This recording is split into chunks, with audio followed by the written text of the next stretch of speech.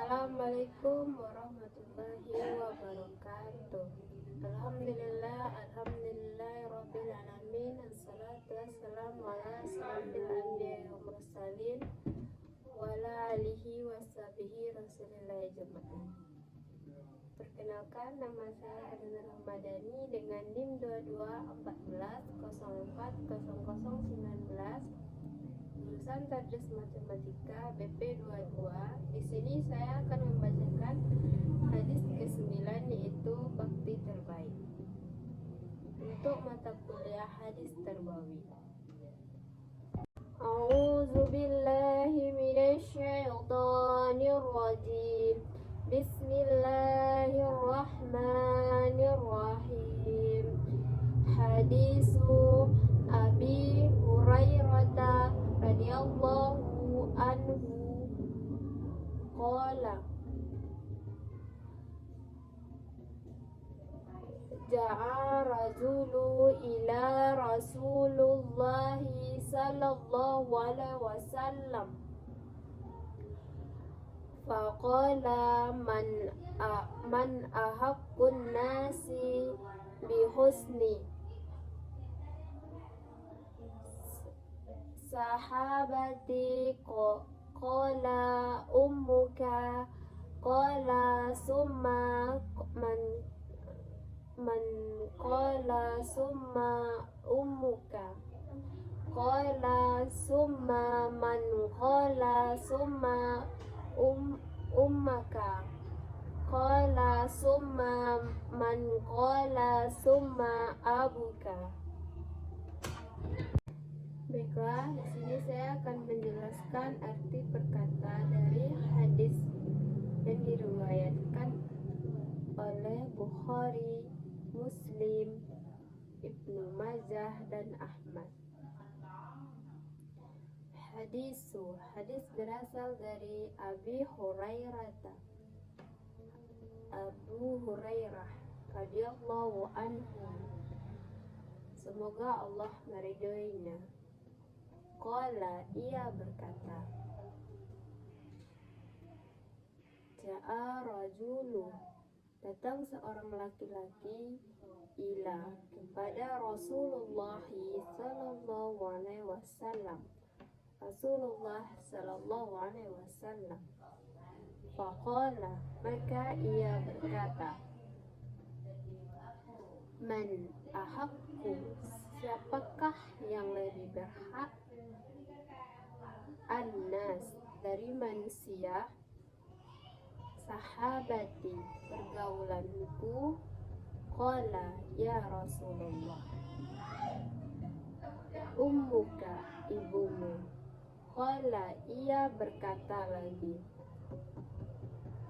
qala summa man qala, kemudian siapa? Nabi menjawab, summa ummuka, ibumu, qala, ia berkata lagi, summa, kemudian man qala, siapa? Nabi berkata, summa, kemudian Nabi, kemudian ummuka, ibumu, qala, ia berkata lagi, summa, kemudian man, siapa? Qala, Nabi berkata, summa, kemudian abuka, bapakmu.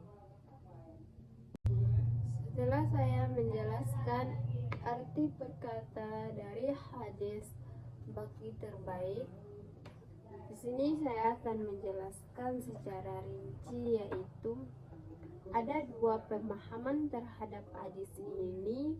Yang jelas, pemahaman utamanya bahwa yang paling diprioritaskan oleh seorang manusia itu manusia untuk bergaul sebaik-baiknya dengannya adalah kedua orang tuanya. Dalam hal itu tentunya tidak ada perbedaan. Jadi orang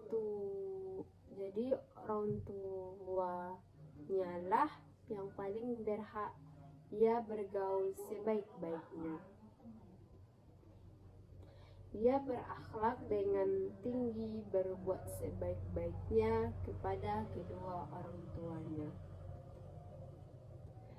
Kemudian, perbedaan yang ada dalam pendapat pertama menyebutkan bahwa berdasarkan hadis ini Allah Subhanahu wa Ta'ala membedakan derajat atau tingkat kebaktian seorang anak kepada orang tuanya, di mana dalam hal ini seorang anak mesti lebih mendahului ibunya, kemudian baru bapaknya. Itulah makanya dalam hadis ini disebutkan 3 kali, kemudian baru ibu disebutkan 3 kali, kemudian baru bapak.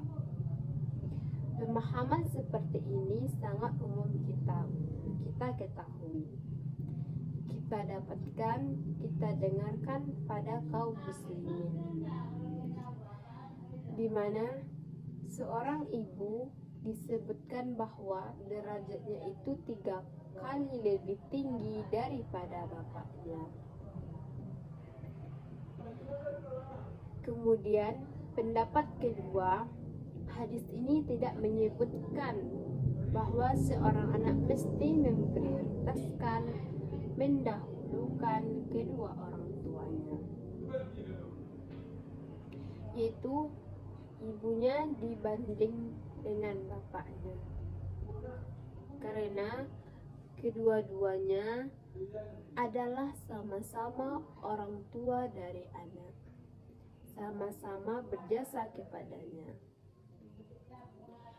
Cuma saja jasanya itu berbeda satu sama lain, yang tidak bisa dibandingkan, yang tidak bisa dikatakan yang salah satu lebih berjasa, lebih hebat dari yang lain, sehingga dia harus didahulukan dari yang lainnya.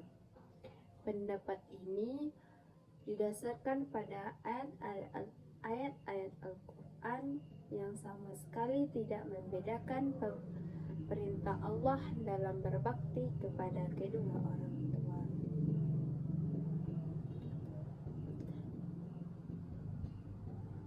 Karena selalu disebutkan kedua-duanya sekaligus.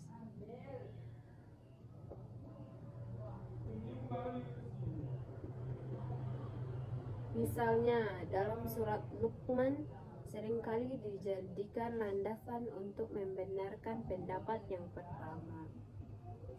Pendapat kedua juga melihat ini secara lebih kritis. Di dalam ayat itu disebutkan, kami mewasiatkan kepada manusia untuk berbuat baik kepada kedua orang tuanya. Tidak disebutkan di situ ibunya atau bapaknya, tapi keduanya. Kemudian setelah ayat itu disebutkan ibu telah mengandungmu dalam keadaan lemah dan bertambah lemah, menyusukanmu selama 2 tahun. Orang yang berpendapat di kelompok pertama menjadikan sebutan sebagai dasar untuk membenarkan apa yang disebutkan dalam hadis ini, menyebutkan ibu 3 kali baru bapak, yang menyatakan ibu lebih tinggi derajatnya daripada bapak, karena disebutkan khusus pada surat Luqman ayat 14 itu. Ibu memiliki jasa khususnya, yaitu mengandung, melahirkan, dan menyusui, dan seterusnya.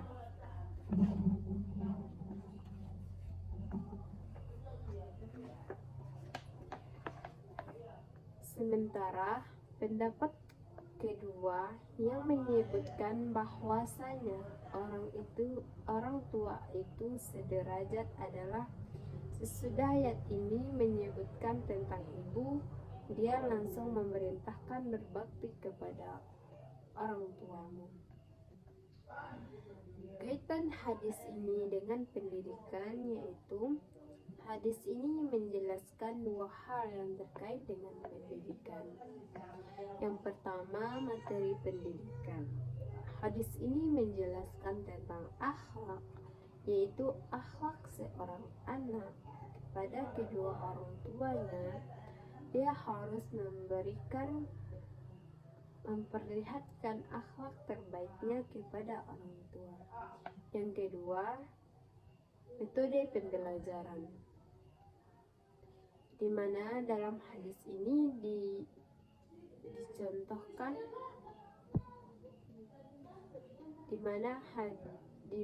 dalam hadis ini dicontohkan tentang metode tanya jawab, di mana di sini adanya dialog seorang murid dan murid.